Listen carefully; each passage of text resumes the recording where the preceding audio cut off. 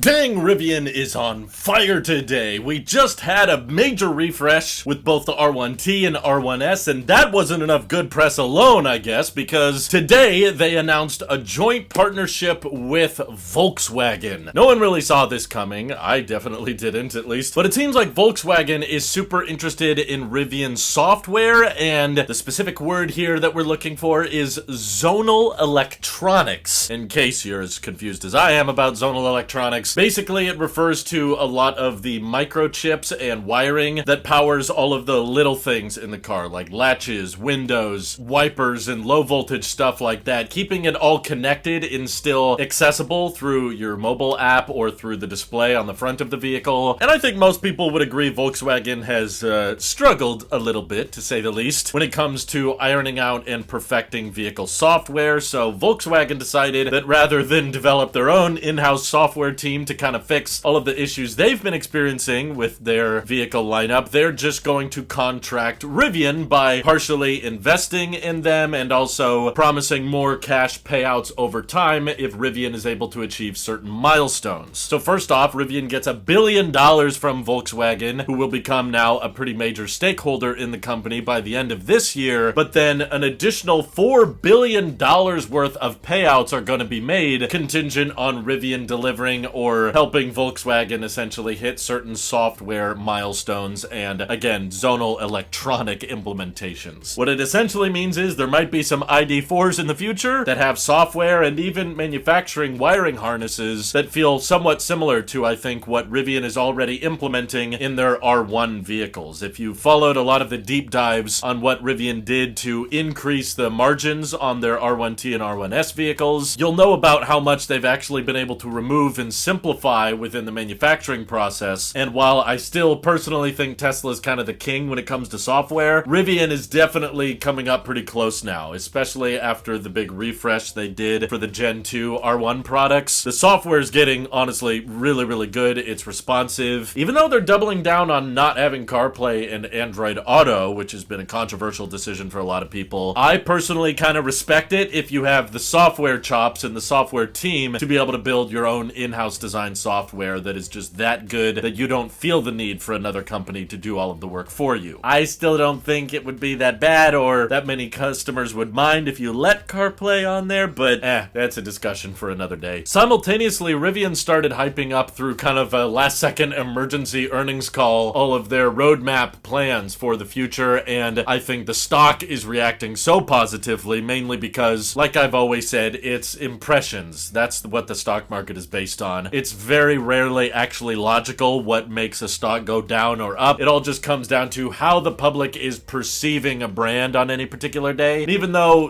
getting $1 billion and giving Volkswagen some shares in the company and potentially getting an additional $4 billion by 2026, that doesn't necessarily save Rivian. It does look good that a major legacy automaker is now pouring multiple billions of dollars into this startup because they see value in Rivian's intellectual property. That's a good look. It's not so much about the cash on hand or how much Rivian is burning quarter over quarter. This all really comes down to, okay, if Volkswagen is really betting a lot of their product now around Rivian delivering certain amount of wiring and zonal electronics and software, that means Volkswagen is now very much convinced and incentivized to keep Rivian afloat and probably believes that Rivian will be around for the long haul. I personally believe they will too. We definitely haven't seen the worst of their financials yet, especially during the ramp up of the R2 and the R3 products. That's certainly going to be even more of a cash burn situation than they're already in, but I think probably by the end of this year, the R1 vehicles are going to start looking a bit more profitable than they are today, and kind of the documents, it seems like they've taken a page out of Tesla's book with showing off their lineup and including future vehicles that have blankets over the top of them. They showed this image, which feels very Tesla inspired, but honestly got me very excited about the fact that the R2 and the R3, Rivian isn't looking at as the affordable mass market vehicles. I thought 45,000, 50,000 was gonna be,